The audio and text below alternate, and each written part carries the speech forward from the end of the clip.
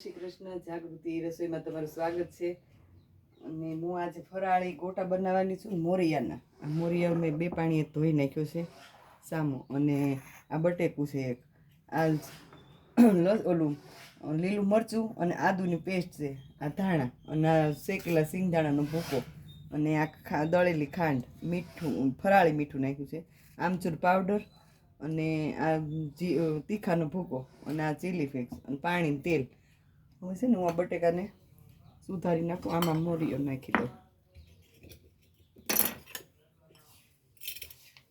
આ મેં 2 પાણીએ ધોઈને પલાળી નાખ્યો છે. જે અત્યારે તે 5 મિનિટ જ થઈ છે ધોયો એને. હું સુધારીને એક નાખી દઉં. ફરાળી ગોટા બનાવું છું.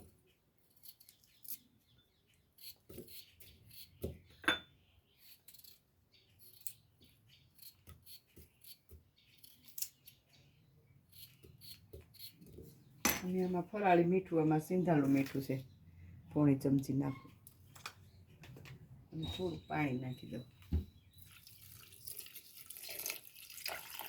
આ મોરિયો પી જાય પાણી એટલે સેજ થોડુંક વધારે નાખવું પાણી. સીટી વગાડી દઉં.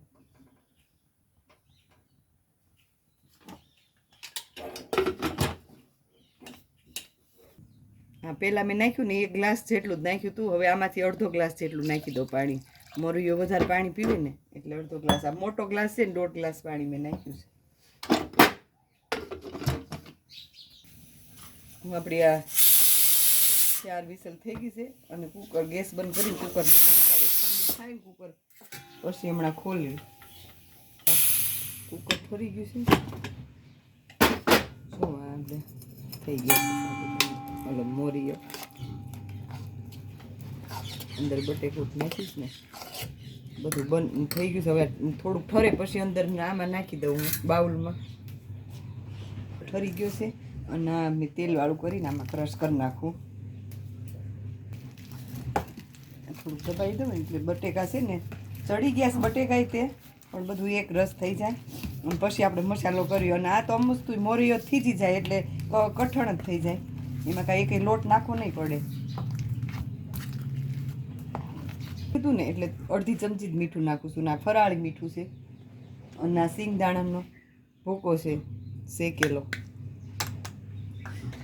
અને મરચાં ને આદુની પેસ્ટ. 2 મરચાં જ નાખ્યા, તીખા મરચાં છે એટલે.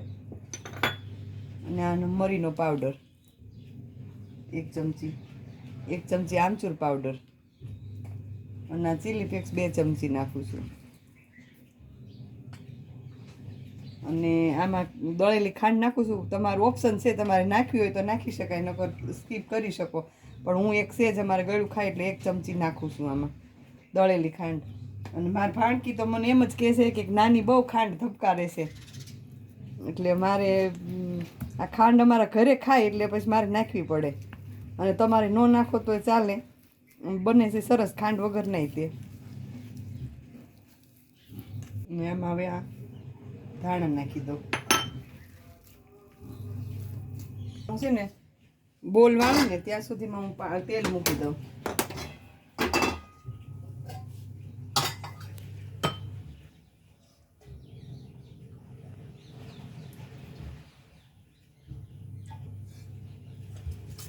તેલવાળા હાથ કરી અને ગોળા વાળી દઉં.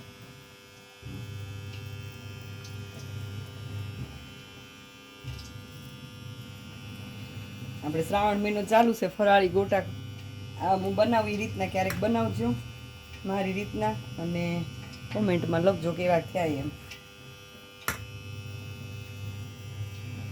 સ્વાદ બહુ સરસ આવે છે આનો મોરિયાનો અને બટેકું.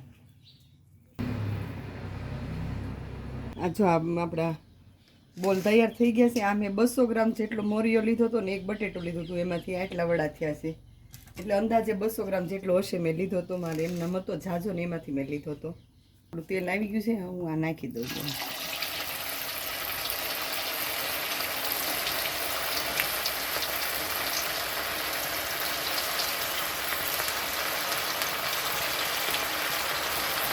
જો આપણે અમને ધીમો જ ગેસ રાખ્યું છે. આપણા તળાવા આવ્યા છે. જો આને છે ને આપણે એકદમ નહીં ફેરવવાના, ઘણી વાર થાય એક બાજુ તળાઈ જાય ને પછી જ હલાવવાના, એટલે તમારે ચોટશે નહીં અને છૂટાઈ નહીં પડે. આપણા વડા હવે તળાઈ ગયા છે.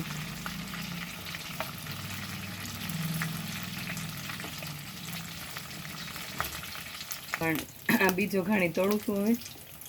જો મારે કઠણ હતું એટલે જો આવા તળાશે, છૂટા નહીં પડે. પણ તમને એવું લાગે તો થોડોક લોટે લઈ શકાય. તમે તાર નો ઢીલું થઈ ગયું હોય તો રાજગરાનો લોટ કા ગેસ બંધ કરી દઉં હું, તળાઈ ગયા છે. રાજગરાનો લોટ અને ફરાળી સ્વામિનારાયણનો લોટ આવે છે એ લઈ શકાય. પણ મારે તો આ કઠણ હતું એટલે મેં સિંગદાણાને એવું અંદર નાખ્યું હતું એટલે કાંઈ નથી લીધા. આ લોટમાં રગદોળી નહીં પાડી શકો તો તમારે જલ્દી પડશે અને છૂટા નહીં પડે, બીક નહીં લાગે તમને. મેં તો આ એમનામ જ પાડ્યા છે.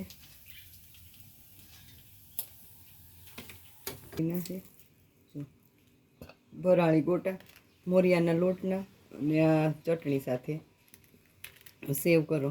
અને જો મારી રેસીપી ગમે તો લાઈક ને શેર જરૂર કરજો.